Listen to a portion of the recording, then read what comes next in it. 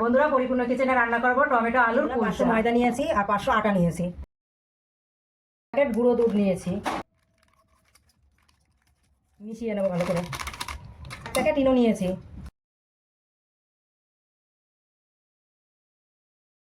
সাদা তেল দিয়ে দেবো। তেলটা বেশি পরিমাণে দেওয়া যাবে না। দিয়ে দেবো লবণ, দুটো ডিম নিয়েছি, ফাটিয়ে দেবো।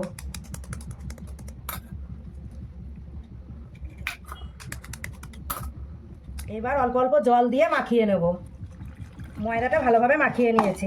এবার আধা ঘন্টা মতন ঢাকা দিয়ে রাখবো। এই যে আগে থেকে আলু সিদ্ধ করে নিয়েছি, টমেটো সিদ্ধ করে নিয়েছি, গ্রেট করে নেব।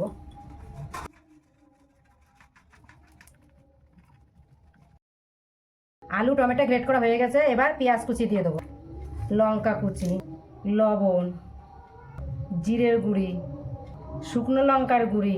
এবার ভালো করে মাখিয়ে নেব। আলু টমেটোর পুরটা তৈরি হয়ে গেছে। এবার লেচি কেটে নেব। এই যে এই সাইজের লেচি কেটে নেব, একটু বড় বড় করে কাটতে হবে।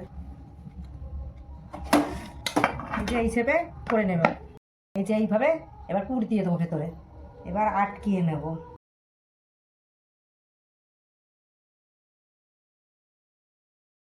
এবার আস্তে আস্তে এইভাবে বেলে নেব, বেশি জোরে বেলা যাবে না। এবার এটা দিয়ে দেবো। প্যানে জল দিয়েছি, জলে জাল উঠে গেছে। এবার এটা আস্তে ছেড়ে দেবো, এইভাবে দিয়ে দেবো। ঢাকা দিয়ে দেবো।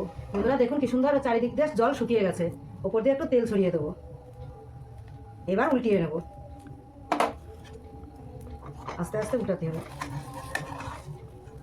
এবার নেড়ে চেড়ে ভেজে নেব। উল্টিয়ে পাল্টিয়ে ভেজে নিয়েছি, এবার নামিয়ে নেব। কি সুন্দর ফুলে গেছে দেখুন।